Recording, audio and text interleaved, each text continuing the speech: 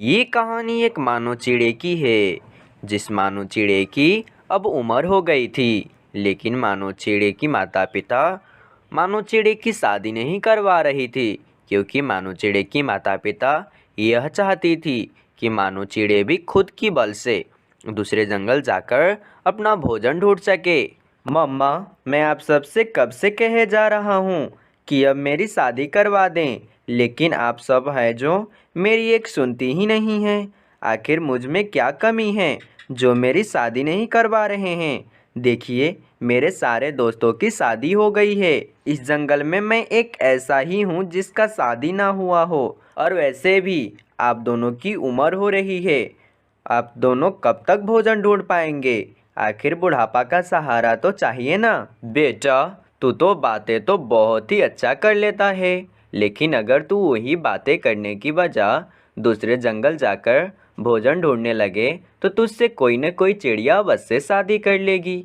और रही बात तेरी शादी की, तो तू जब तक अपने बल से भोजन नहीं ढूंढ पाता है, हम दोनों तुम्हारी शादी नहीं करवाएंगे, क्योंकि हम नहीं चाहते कि तुझे जैसा हम दोनों ने पाला है वैसे तेरे बीबी को पाले। उतना हिम्मत हमें नहीं है बेटा। अगर तू चाहता है कि तेरी जल्द से जल्द शादी हो तो तुझे खुद अपना मेहनत करना होगा।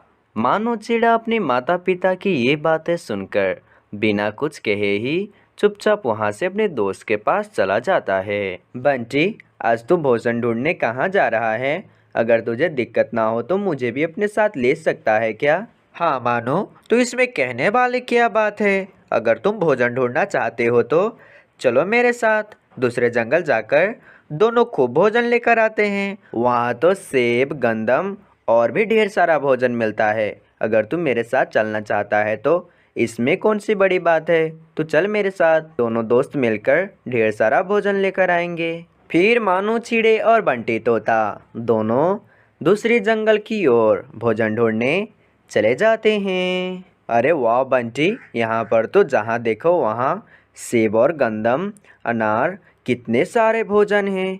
आज तो पेट भर के खाऊंगा भी और घर के लिए भी लेकर जाऊंगा। हाँ हाँ मानो, तू जितना चाहता है उतना खा लेना और घर भी लेकर चला जाना। लेकिन चल, अब भोजन ढूंढने में देरी हो रही है। चल भोजन तोड़ते हैं। फिर वे दोनों भोजन तोड़ने लगते हैं। थोड़ी देर के बाद वे दोनों ढेर सारा भोजन तोड़ लेते हैं। अब चल मानो, बहुत भोजन हमने ढूंढ ली है, अब फिर से हम कल आएंगे। अब मानो चिड़ा और बंटी तोता भोजन लेकर अपने अपने घर जाने ही वाला होता है कि वहीं एक पास की पेड़ पर एक चिड़िया भोजन लेने आती है। तो ये देखकर मानो चिड़ा बंटी तोते से कहता है, बंटी, अब तू भोजन लेकर अपने घर चले जा। मेरा थोड़ा काम है, मैं वह निपटा कर आता हूँ। मानो चिड़ा की ये बातें सुनकर बंटी तोता वहाँ से चला जाता है। अरे वाह, कितनी सुंदर चिड़िया है। अगर मेरी इससे शादी हो जाएगी तो मेरी तो भाग ही खुल जाएगी। वाह, कितना सुंदर है। फिर वे मानो चिड़ा उस चिड़िया के पास आता है। चिड़िया, तुम तो बहुत ही सुंदर हो। तुम कहाँ की रहने वाली हो और तुम्हारा नाम क्या है? चिड़े जी, मेरा नाम कोमल चिड़िया है और मैं यहीं पास के जंगल की रहने वाली हूँ। और वैसे आप कहाँ की रहने वाले हैं और आप यहाँ क्या करने आए हैं? कोमल चिड़िया, मैं भी यहीं पास के ही जंगल की रहने वाला हूँ और मेरा नाम मानो चिड़िया है और मैं यहाँ पर भोजन ढूंढने आया करता हूँ और तुम्हें देखा तो तुमसे बात करने को चला आया। वैसे भी तुम्हें कोई तकलीफ तो नहीं हो रही है ना? नहीं नहीं चिड़े जी, मुझसे बात करने में क्यों तकलीफ होगी? मुझे तो बहुत ही अच्छा लग रहा है। और वैसे भी आप कितने सुंदर हैं। क्या आपकी शादी हो गई है क्या? नहीं नहीं कोमल चिड़िया, अभी तक तो मेरी शादी नहीं हुई है, लेकिन मैं शादी करने के लिए तुम्हारे ही जैसे सुंदर एक चिड़िया ढूंढ रही हूँ। क्या तुम मुझसे शादी करोगी? फिर वे चिड़िया शादी के लिए हाँ कर देती है। तो फिर वे मानो चिड़ा शादी कर कर कोमल चिड़िया से अपने घर चला आता है। बेटा मानो, तूने ये क्या किया? हम तेरे माता पिता हैं, हम तेरे ही भले के लिए कहते थे कि तू अभी काम करने लग, दूसरे जंगल जाकर भोजन लाने लग, तब तेरा शादी करवा देंगे। लेकिन तूने अपने माता पिता की एक ना सुनी ना। अब तू अपना परिवार खुद ही संभाल, हमसे नहीं हो पाएगा बेटा। मामा बाबा, आप ये क्या कह रहे हैं? हम आपके बेटा और बहू हैं। आप ये क्या कह रहे हैं? बेटा, तूने हमें समझने में बहुत देर कर दी। तूने अपने माता पिता को खो दिया है। तू निकल जा मेरे घर से। अपने माता पिता की ये बर्ताव देखकर मानो चिड़ा अपनी पत्नी को लेकर वहां से जंगल की ओर चला जाता है। एक जंगल में दो चिड़े रहा करते थे। वे चिड़े आपस में भाई भाई थे। नूनू चिड़ा बड़ा भाई था और मानो चिड़ा छोटा भाई था। मानो चिड़े, आज मेरे बाबा की बहुत ही याद आ रही है, परंतु वो अब नहीं रहे हैं। लेकिन उनकी आखिरी निशानी ये आम की पेड़ है। हाँ भाई, हमारे बाबा ने इस आम की पेड़ को बहुत ही मुश्किलों से बड़ा किया था और अब हम दोनों मिलकर इस आम की पेड़ को सदा हरा भरा रखेंगे। दोनों भाई आम की पेड़ से बहुत ज्यादा प्यार किया करते थे। बड़े भाई की शादी हो गई थी और उसकी पत्नी बहुत ही चालाक थी। चिड़े जी, आप और मैं तो कब से इंतजार कर रहे थे कि आपकी बाबा की आखिरी वक्त कब आएगा और कब हमें उस आम की पेड़ में से आधा हिस्सा मिलेगा। और चिड़िया हल्की बोलो, अगर मानो चिड़े ने सुन लिया तो गड़बड़ हो जाएगी। और वैसे भी वे आम की पेड़ पर सिर्फ मेरा हक है, क्योंकि मैं बड़ा भाई हूँ। अरे वाह चिड़े जी, क्या बात कही है आपने। बस अब जल्दी से अपने छोटे भाई से उस आम की पेड़ की हिस्से की बात कर ले। मानो चिड़े का दोस्त मिठू तोता होता है और मिठू तोता तो बहुत ही ज्यादा समझदार होता है। मानो चिड़े, तुम अपने बड़े भाई से थोड़ा चालाक रहा करो। मुझे तुम्हारा भाई का नियत कुछ अच्छा नहीं लगता है। अरे मिठू तोता मेरा बड़ा भाई जैसा भी है, बस उसके बारे में मैं कुछ भी गलत नहीं सोच सकता हूँ। बस यही वजह थी कि मानो चिड़े का बड़े भाई इससे बेवकूफ बना देता था। अगले दिन नूनू चिड़ा मानो चिड़े को अपने पास बुलाता है। देखो मानो चिड़े, मैं तुम्हारा बड़ा भाई हूँ और अब बाबा भी नहीं रहे हैं, इसीलिए मैं अब सारे फैसला करूँगा।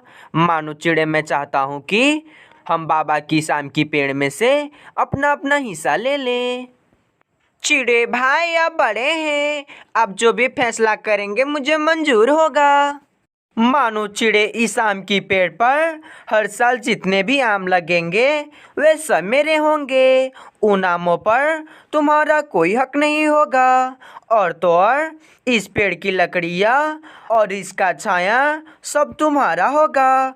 जब ये पेड़ बूढ़ा हो जाएगा तब तुम एक लकड़ियों का व्यापार शुरू कर लेना। मानो चिड़ा बहुत ही मासूम होता है, इसीलिए अपने बड़े भाई की चाल को नहीं समझ पाता है। चिड़े भाई, मुझे मंजूर है। आज से मैं हमेशा इसी पेड़ के नीचे ही बैठूंगा और कभी भी इस पेड़ से आम नहीं खाऊंगा। मानो चिड़े, एक और बात, तुम हमारी ये हिस्से वाली बात किसी भी पक्षी को नहीं बताओगे। अगले दिन सुबह मानो चिड़े अपनी भूख मिटाने के लिए आम तोड़ने लगता है।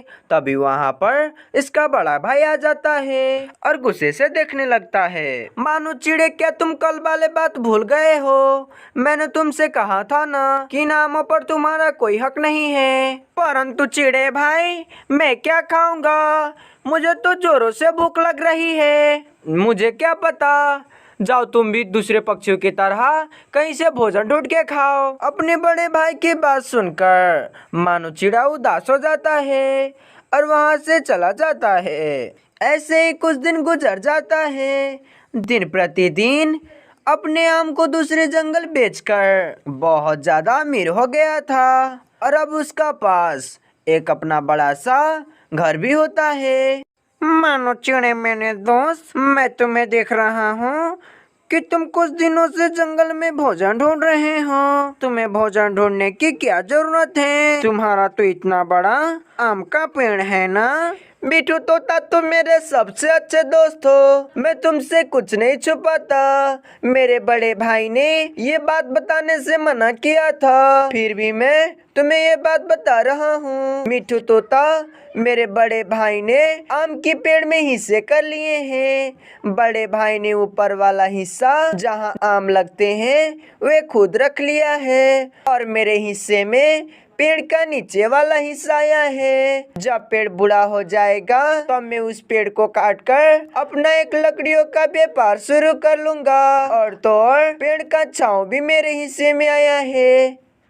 अरे अरे मानो चिड़े, तुम कितने भोले और मासूम हो। तुम्हारे बड़े भाई ने तुम्हारे इसी भोलेपन का फायदा उठाया है। क्या मतलब मिठू तोता? मैं कुछ समझा नहीं। मानो चिड़े, उस आम की पेड़ पे सिर्फ आम ही काम के हैं जो तुम्हारे बड़े भाई ने अपने हिस्से में ले लिए हैं, और तुम तो लकड़ियों का व्यापार तब करोगे ना पेड़ की जिंदगी बहुत ज्यादा लंबी होती है, तुम्हारी पूरी उम्र गुजर जाएगी और तुम्हारे बच्चे भी बड़े हो चुके होंगे, तभी भी यह पेड़ बूढ़ा नहीं होगा और हर साल आम का फल देता रहेगा, जिससे तुम्हारे बड़े भाई को बहुत मुनाफा होगा। तुम्हारे बड़े भाई ने तुम्हें बेवकूफ बना दिया है, तुम्हारे हिस्से से तुम्हें कोई भी फायदा नहीं होगा।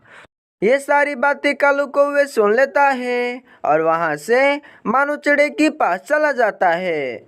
मानो चिड़े, मुझे पता था कि तुम्हारा चालाक भाई तुम्हारे भोलेपन का फायदा जरूर उठाएगा, परंतु अभी भी कुछ नहीं बिगड़ा है। तुम जाकर अपने भाई से अपना हिस्सा छीन लो। मिठू तोता, कालू कौवे, अगर तुम दोनों इस बात का एहसास ना दिलाते तो मैं जिंदगी भर इसी धोखे में रहता कि मैं भी एक दिन लकड़ियों का व्यापार करूँगा, परंतु और अब नहीं। मैंने तो कभी नहीं सोचा था कि मेरा भाई मेरे साथ ऐसा भी कर सकता है, परंतु अब मैं अपने साथी भाई से अपना हिस्सा लेकर ही रहूँगा। अगले दिन मानो चिड़ा अपने आम के साए के नीचे बैठा होता है।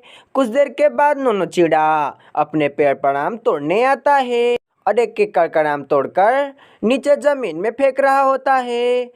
कुछ आम तोड़ने के बाद जब नोनो चिड़ा पेड़ के साए के नीचे आता है तो मानो चिड़ा नोनो चिड़ा से कहता है, चिड़े भाई, यहाँ आप नहीं आ सकते हैं, ये छाव वाला हिस्सा मेरा है और मेरे हिस्से में जो भी चीज़ गिरेंगी या कोई रखेगा वे मेरा हो जाएगा।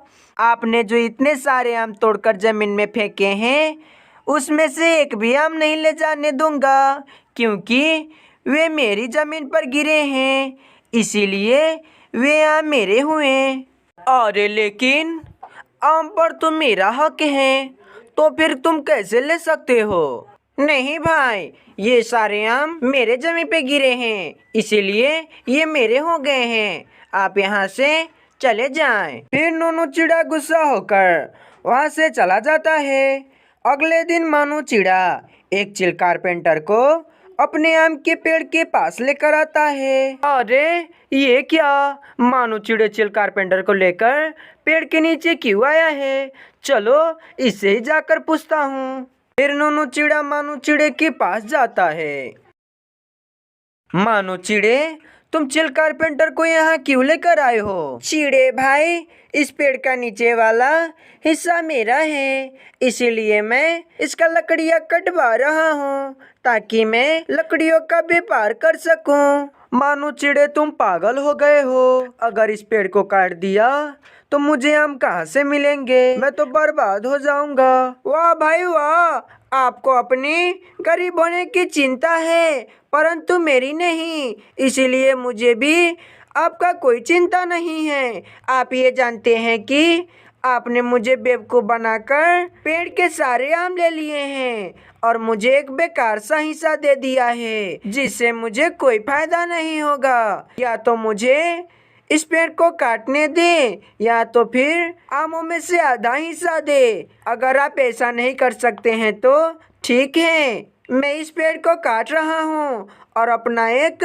लकड़ियों का व्यापार शुरू कर रहा हूँ। ये सारी बातें चली रही होती है कि वहाँ पर मिठू तोता भी आ जाता है।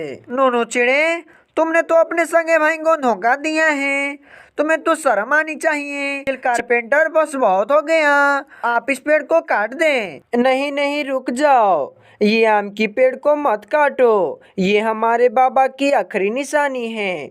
मैं जानता हूँ कि मैंने अपने भाई को बेवकूफ़ बनाया है और आज सच में मैं बहुत शर्मिंदा हूँ।